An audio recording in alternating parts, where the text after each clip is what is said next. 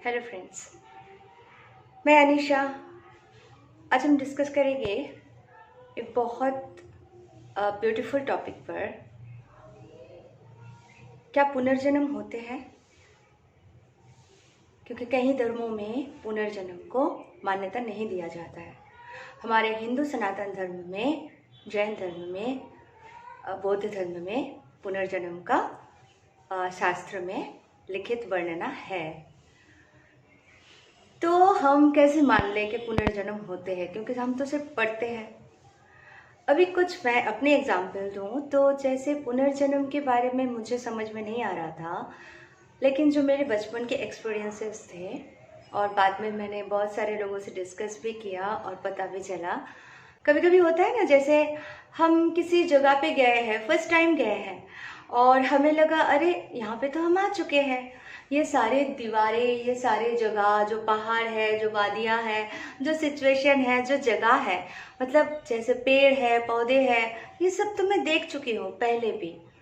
लेकिन असल में हम पहली बार वहाँ गए हुए होते हैं। हमें लगता है ये सब हमने देखा है, पहले भी हम आ चुके हैं यहाँ पे, है ना। ऐसे कई बार होता है हमारे साथ। किसी ऐसे इंसान से हम मिलते हैं जिसे लगता है अरे इसे मैं जानती हूँ या मैं जानता हूँ, और थोड़ी देर बात करने के बाद अचानक लगता है अरे ये तो मेरे कितने क्लोज है, कितने सिमिलर हमारे थिंकिंग है।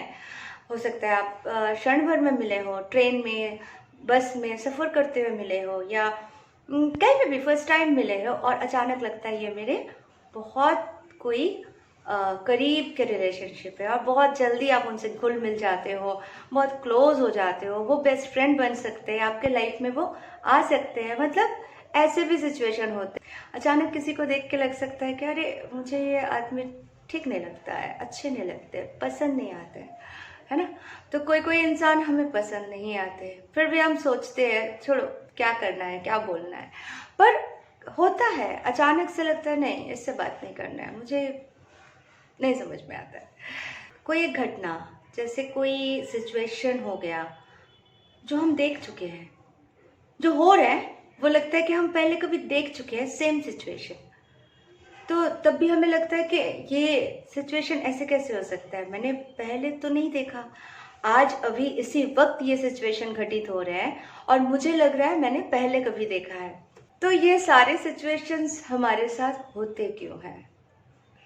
लॉजिकली सोचे कि अगर पुनर्जन्म नहीं होता है, सिर्फ इस जन्म में हम ये सारे चीज़ें अचानक से हो रहे हैं, तो इसे हम क्या कहेंगे? इल्यूशन। पिछले वीडियो में मैंने बात भी किया था, हु एम आई, मैं कौन हूँ, है ना। तो उसमें मैंने बताया श्रीमद् भगवत गीता के अनुसार हम सब आत्माएं हैं। तो आत्मा यानी सोल, सोल तो अमर है। सोल की ना शुरुआत होती ना विनाश होती। सोल तो है ना, एनर्जी।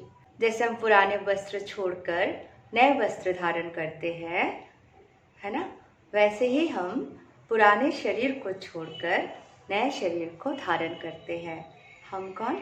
आत्माएं, सोल। तो हम सोल उस जगह पे पहले भी जा चुके होते हैं, इसीलिए हमें वो परिचित लगता है, क्योंकि वो जगह पे हम इस शरीर में नहीं तो किसी और शरीर में गए होंगे। उस व्यक्ति से हम पहले मिले थे, तभी वो जाने पहचाने से लगे, लेकिन वो व्यक्ति का भी फॉर्म अलग होगा और मेरा भी फॉर्म अलग था, हम अलग थे। तो ये सारे सिचुएशंस को लॉजिकली जब हम सोचते हैं तब हमें समझ में आता है कि अचानक से तो ये सब हो नहीं सकता। तो अगर पुनर्जन्म होते नहीं थे तो अचानक से कोई अच्छे लगेंगे, कोई बुरे लगेंगे, अचानक से कोई जगह पहचान कर लगेगा, अचानक से सब कुछ कैसे पॉसिबल है?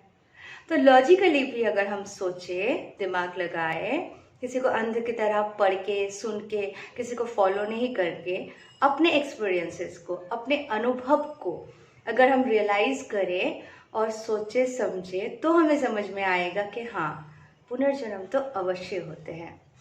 तो हम इस फॉर्म में आज हैं, हम किसी जीवन में किसी और फॉर्म में थे, हम किसी और अवस्था में उस सिचुएशन को देखे थे और सेम सिचुएशन हमारे साथ इस जन्म में इस वक्त भी रिपीट हो रहे हैं। अभी देखिए, किसी किसी को डर रहता है किसी चीज़ पे।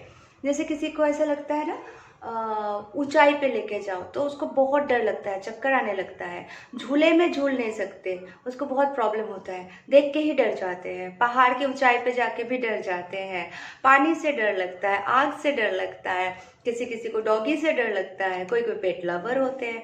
तो ये सारे जो क्वालिटीज़ होते हैं डिफरेंट डिफरेंट लोगों के, डिफरेंट डिफरेंट, ये क्वालिटीज़ होते क्यों है ना?